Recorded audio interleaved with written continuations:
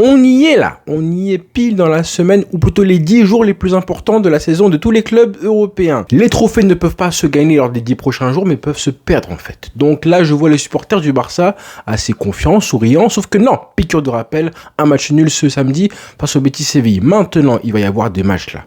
Je sais que ça va parler de Ligue des Champions, de semaine de LDC, mais non. En réalité, il faut parler de tous les matchs qui vont arriver dès à présent. Les 3 prochains matchs là. Match aller-retour en LDC et ce match ce week-end face à Leganés. Parlons de tout ça. Car certes, le Barça va bien. Tout va bien, on va se calmer. Ça a été un faux pas ce week-end, mais bon, 4 points d'avance, 1 point de plus. Maintenant, il y a une frustration qui s'est accumulée, c'est vrai. Mais attention, piqûre de rappel qui va servir aussi à ce que les joueurs restent concentrés, ne pas revivre une 2016, ne pas refaire une 2016. J'en ai parlé en vidéo une fois et je me rappelle de l'année 2015-2016 du Barça, qui était en lice pour un deuxième triplé consécutif, qui avait 10 points d'avance à la fin du mois de mars 2016 en championnat sur le Real Madrid et qui avait absolument tout gâché en une trêve internationale. D'abord un match avant la trêve, un match nul face à Villarreal, puis 3 défaites consécutives en Liga, suivies d'une élimination en Ligue des Champions face à l'Atlético Madrid. Oui, le Barça avait réussi quand même à remporter la Liga, mais quand même le gros bémol, c'est que le Barça avait non seulement perdu la LDC de façon stupide face au Colchonero, mais en plus qu'il a remporté son rival, à savoir le Real Madrid. Donc on veut éviter ça bien sûr, et ça va passer par une belle semaine forcément. J'ai pas envie de tirer la sonnette d'alarme, mais attention, là je vois qu'il y a pas mal de petits parasites qui viennent s'accumuler pour l'instant autour des joueurs et du Barça. On a vu ce qui s'est passé avec Rafinha en fin de match, la petite polémique, tout ça en fait on n'en a pas besoin. J'ai pas envie de tirer encore une fois sur Rafinha,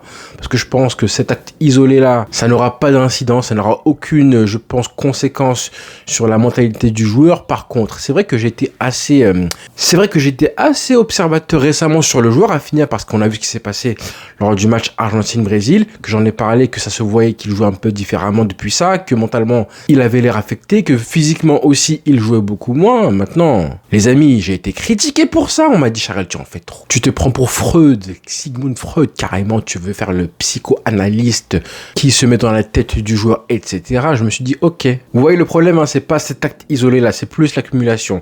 Des petits parasites qui pourraient un petit peu enrayer la machine Barça, qui tourne parfaitement depuis le début de saison. Oui, on a eu une période où ça allait un peu moins bien, novembre-décembre. Mais honnêtement, on se rappelle tous comment ça se passait à l'époque.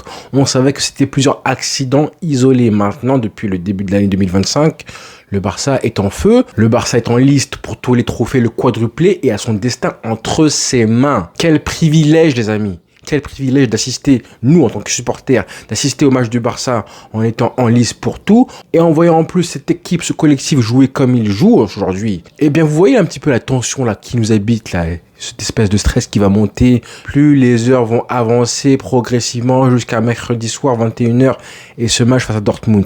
Ce stress là, cette espèce de tension, en soi c'est une bonne chose, c'est un privilège. Ça veut dire que ton club est concerné parce qu'il pourrait être sa première demi-finale depuis maintenant 6 ans. 6 années sans demi-finale de C1 pour le Barça. J'ai pas dit finale, j'ai dit 6 ans sans demi-finale. Ça pourrait se jouer cette semaine. Donc les polémiques comme ça, à droite à gauche, avec Ansu Fati qui ne joue pas assez, et la presse qui en reparle encore une fois, avec Rafinha qui a été vu en fin de rencontre, en train de bousculer non seulement son capitaine Ter Stegen, de parler virulemment avec son coach Hansi Flick, de parler assez mal avec les arbitres, tout ça on n'en a pas besoin. Même si ce sont des cas isolés, des actes isolés, pour Rafinha notamment, j'ai pas envie d'inclure ce qui s'est passé là avec Rafinha par rapport aux événements qui a eu lieu à Argentine-Brésil. Maintenant, il faut oublier tout ça. Il faut jouer, essayer et réussir de faire abstraction de tout ce qui est fatigue mentale et physique. Les joueurs sont carbonisés. Mais pour la première fois, ils auront 3 jours de repos entre 2 matchs. Depuis un petit moment, depuis la trêve, rappelez-vous, le Barça avait joué jeudi, puis dimanche, puis mercredi, et enfin samedi dernier. Là, ils auront 3 jours de repos. Et justement, Hansi Flick en a profité pour leur donner un jour de repos hier soir. Donc je suis tranquille pour l'instant, je ne m'en fais pas. Je fais confiance à 1000% à ce coach, Hansi Flick. Toujours un maître quand il s'agit de gérer son effectif l'effectif, de coordonner un petit peu les égos, d'éteindre les petits incendies, les micro-crises, on va appeler ça comme ça, hein, parce que ce qu'il a fait en conférence de presse avec Rafinha en disant que Rafinha s'est énervé contre lui et non pas contre l'arbitre, c'est exactement pour protéger le joueur qui aurait pu très bien prendre un carton rouge. Imaginez, hein, c'est déjà arrivé ça. Hein. Que même après un match terminé, on ait un arbitre qui décide de punir les joueurs avec un carton rouge parce qu'ils sont trop insolents.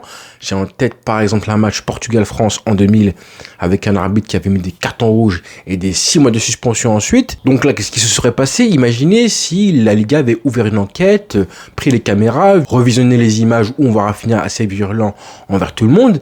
Et ben ça aurait été encore une fois un parasite pour le Barça dans cette semaine ultra décisive. Donc attention. Maintenant, s'il faut relativiser, c'est parce que je vous avais prévenu aussi avant la rencontre que si tu regardes bien le calendrier du Barça, les 5 matchs qui vont arriver, qui vont précéder le Classico, le match le plus compliqué, c'est évidemment celui-là face au Betis Séville et celui qui arrive face à Leganés, match piège par excellence. Mais sinon, vous voyez que tous les jours, maintenant, tous les jours, on a des informations sur les blessés, les convalescents. Inigo Martinez qui a été mis au repos ce week-end. On a appris que Dani Olmo devrait revenir normalement pour le match retour face à Dortmund. On a vu que Pedri et Frenkie de Jong, malgré le fait qu'il y avait un partout samedi face au Betis Séville, sont sortis hyper tôt dans la rencontre parce qu'il faut les préserver. Le Barça a joué 4 matchs en 9 jours. Je sais même pas si une équipe a déjà fait ça.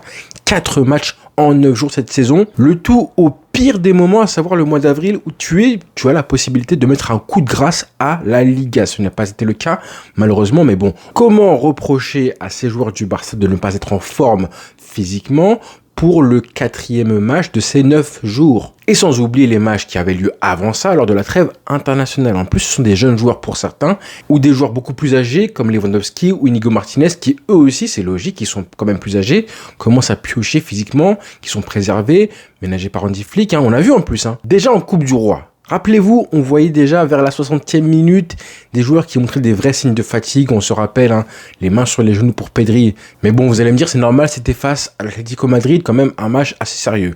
Là, ce week-end, rebelote, on a vu Lamine Yamal complètement cuit, s'effondrer sur la pelouse pendant la rencontre. Nous, on les voit en fait, de la télévision, on voit les signes de fatigue des joueurs.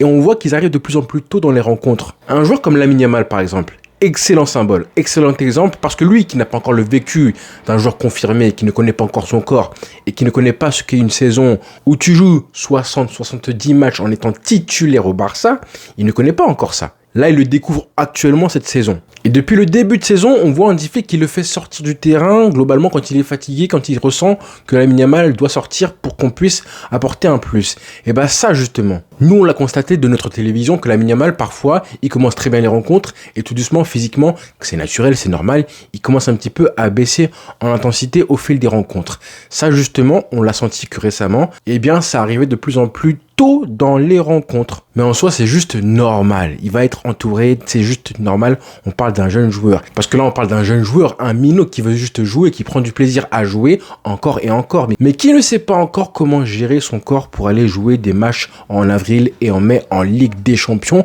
en quart de finale. Il sait pas encore, il va le découvrir tout ça. Et je parle de lui, mais c'est pas le seul. Parce que dans l'équipe, on a quand même des joueurs assez confirmés, mais aussi beaucoup de jeunes joueurs. Rendez-vous compte, dans l'effectif du Barça, on a seulement 3 joueurs qui ont remporté la LDC.